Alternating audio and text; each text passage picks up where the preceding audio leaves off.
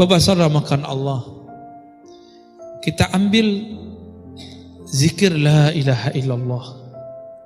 Nabi mengatakan afdalul zikri la ilaha illallah. Zikir yang paling afdal adalah la ilaha illallah. Itu terjemahannya. Kalau maknanya lebih dalam dari itu, afdalul zikri itu kalau dimaknai zikir yang paling lezat, zikir yang paling nikmat adalah la ilaha illallah. Apa arti ilah? Sehingga Nabi mengatakan itu. Ternyata kalau orang betul-betul membaca la ilaha illallah, ilah salah satu maknanya adalah tempat hati bergantung, tempat hati nancap, tempat hati berkiblat, tempat hati condong. Jika kita katakan tiada lagi kecondongan hatiku, tiada lagi semua yang aku inginkan, yang aku cintai kecuali Allah. Inilah yang disebut oleh Imam Ibnu Athaillah kemerdekaan seorang hamba, hurriyatul abd. Baru disebut Abdullah. Maka orang yang menyebut la ilaha illallah, tiada lagi tempat kami bergantung, tiada lagi tempat kami memuja, tiada lagi tempat kami menyembah kecuali Allah. Di saat itulah dia menjadi merdeka. Oleh karena itu seorang mukmin jiwanya merdeka. Kalau bahasa kawan kami Ustadz Hanafi, gak ada lagi urat takutnya, gak ada lagi rasa takutnya kecuali kepada Allah. Yang punya zikir ini hanya ahli-ahli qalbu, bukan orang yang suka ceramah kayak saya ini, bukan yang suka debat, bukan yang suka menyalah-nyalahkan orang, membidak-bidakkan orang, enggak. Mereka ini lebih suka menyebut nama Allah, la ilaha illallah. Terdiri dari apa kalimat ini? Ulama-ulama ahlus sunnah mengatakan la ilaha illallah itu terdiri dari dua inti. La ilaha namanya nafi. Nafi udah jadi bahasa Indonesia, penafian. Ditiadakan apapun dalam pikiran, apapun dalam hati, illallah, kecuali Allah. Makanya ulama-ulama terdahulu punya teknik membaca la ilaha illallah, ada tekniknya. Kenapa Bapak Ibu baca la ilaha tidak ada merindingnya, tidak ada getarannya? Karena tidak punya teknik. Buat rendang, kalau tidak diaduk, santan dan airnya pisah nggak Pak? Adukan itulah kira-kira ilustrasi. Baca la ilaha illallah, kalbunya harus diaduk. Mengaduk kalbu itulah, menghantam kalbu itulah yang membuat kalbu itu terasa tenang. Disitulah getaran-getaran kulit terasa, gemetar, bulu roma berdiri. Ada rasa yang tidak bisa diceritakan. Tapi kalau mau tahu, fas'alu ahla dzikri, tanyalah ke ahlinya. Ya. Itu tidak diobral.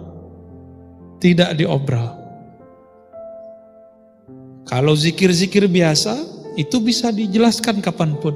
Tapi kalau tekniknya tidak. Nah itu nafi. Illallah itu isbat. Apa arti isbat? Isbat berarti penetapan.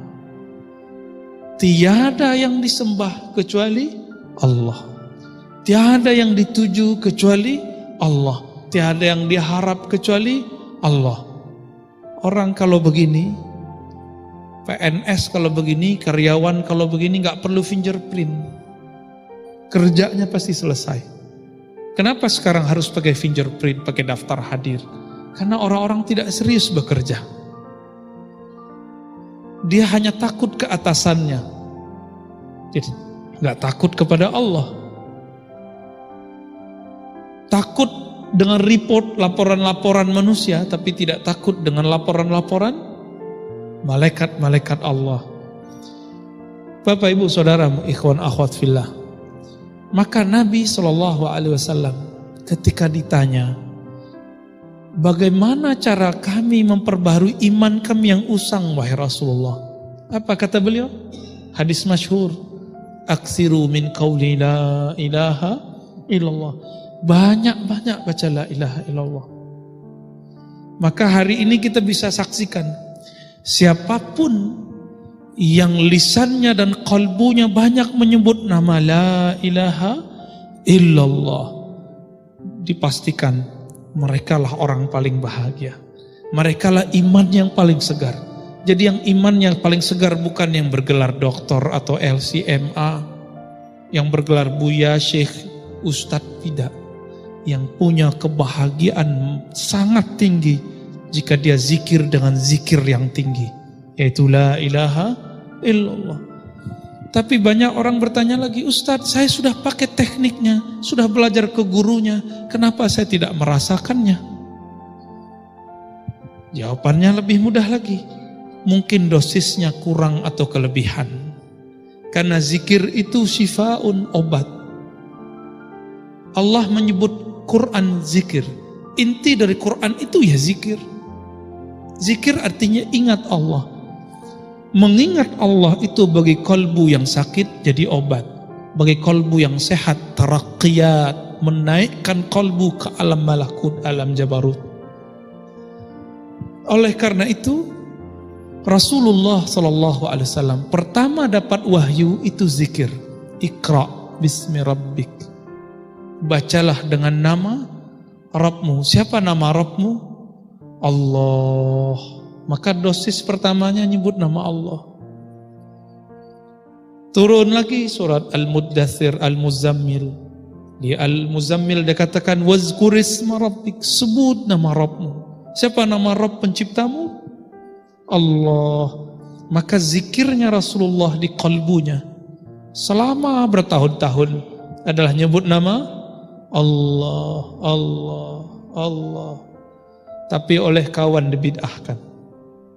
Itu namanya zikir kalbu. Kita menyebutnya zikir khafi, zikir halus.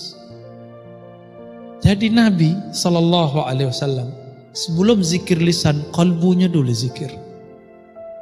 Oleh karena itu Imam Bahauddin Shah Naqsyaband mengatakan apa? Awal dari teknik zikir kita itu akhir dari semua teknik-teknik yang ada. Biasanya teknik-teknik zikir yang ada dimulai dari lisan dulu, baru kalau sudah banyak pindah ke kalbu. Kalau Imam Bahauddin tidak, dimulai dari kalbu dulu baru ke lisan. Dan ini sesuai dengan hadis Nabi.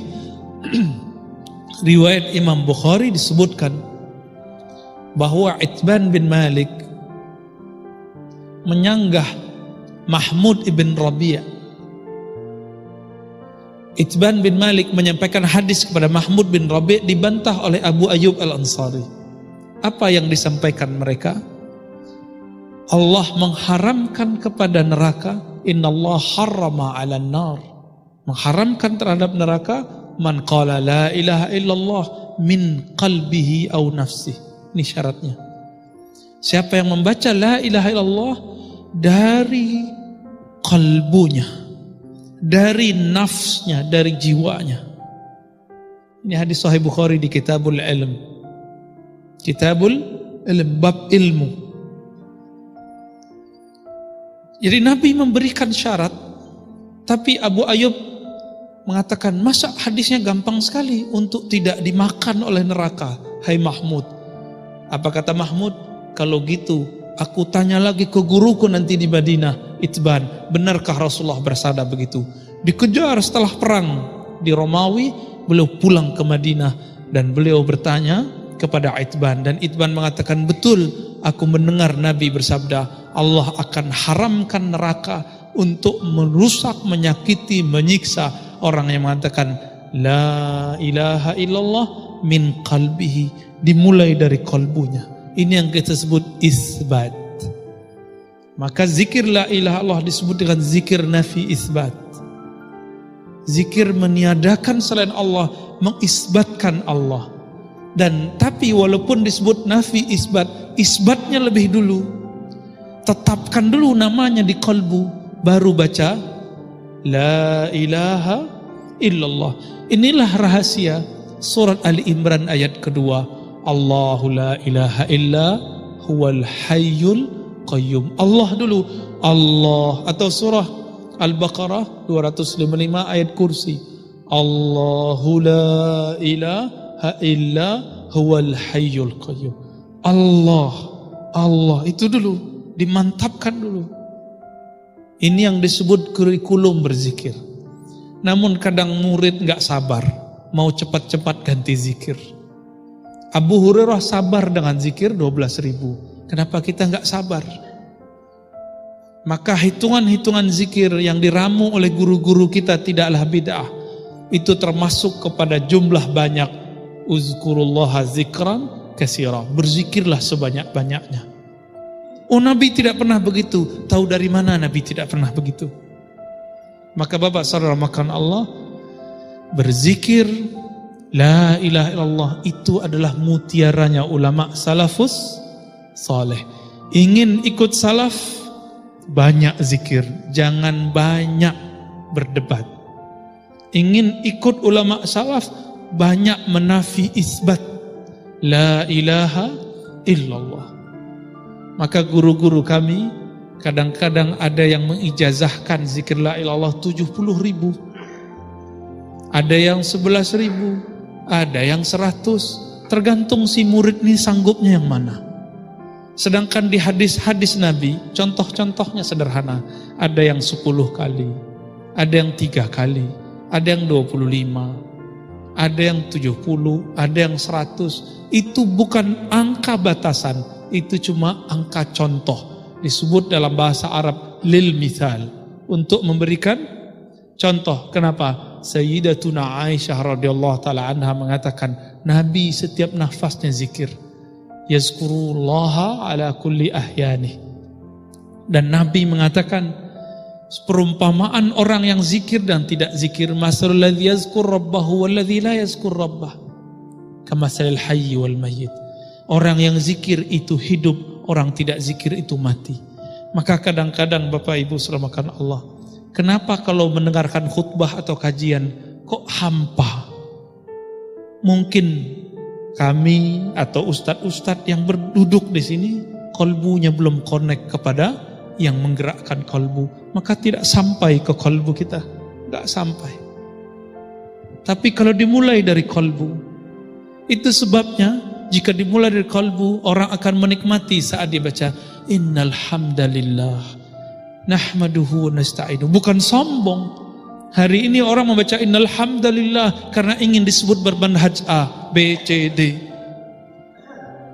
Orang kalau baca Allahumma sholli ala Muhammad, dihilangkan sayyidinanya biar disebut anti sufi.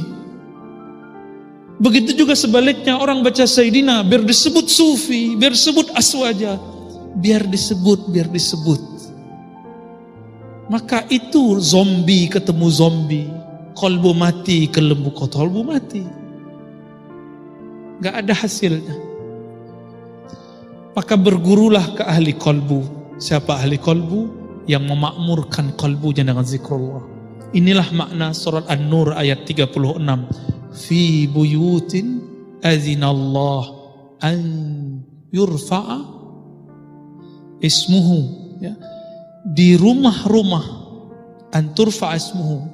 Di rumah-rumah yang Allah izinkan, fi buyutin azinallah an turfa'a. Gimana Ustaz ayatnya? Ya, surat An-Nur ayat 35, 36. Ini 36-nya. Fi buyutin, di rumah-rumah. Ini rumah Allah bukan? Tapi apakah Allah tinggal di sini? Bukan. Maka jika disebut rumah Allah fi buyutin, inti dari rumah Allah itu bangunan yang bagus ini, mimbar yang gagah ini, atau kaligrafi itu, atau qalbu mukmin yang menyebut nama Allah. Qalbu mukmin. Maka fi buyutin azinallah, di buyut-buyut, di rumah-rumah yang Allah izinkan diangkat namanya di situ. Yusabbihu, bertasbih di situ pada saat pagi dan sore. Maksudnya dari pagi sampai sore, sore sampai pagi. Maka ada namanya masjid bangunan di semen, tapi ada masjid qalbu. Itu ayatnya. Karena tempat berzikir hakiki itu di qalbu. Coba rasakan Pak, sudah pergi umroh, sudah pergi haji. Kalau qalbu tidak dibawa ikut umroh, gak ada hasilnya. Yang ada ingin disebut Pak Haji. Kecil hati dipanggil nama. Seperti orang bergelar kecil hati tidak disebut gelarnya. Kawan saya ingin dihargai sebagai dokter, mengenalkan diri menyebut saya dokter fulan. Geli telinga dengarnya. Tidak usah sebut dokter, tidak usah sebut haji. Buktikan dengan ilmumu, buktikan dengan amalmu. Pantas gak punya gelar dokter? Pantas gak punya gelar haji? Gak usah sebut buya, ustadz, syekh, mursyid. Buktikan dengan qalbunya. Ya'malu fasayarallahu a'malakum. Beramal saja kamu, Allah akan melihat hasilnya. Maka Bapak saramakan Allah, khusus pagi Jumat ini saya tidak mau ilmu debat. Maunya ilmu zikir qalbu.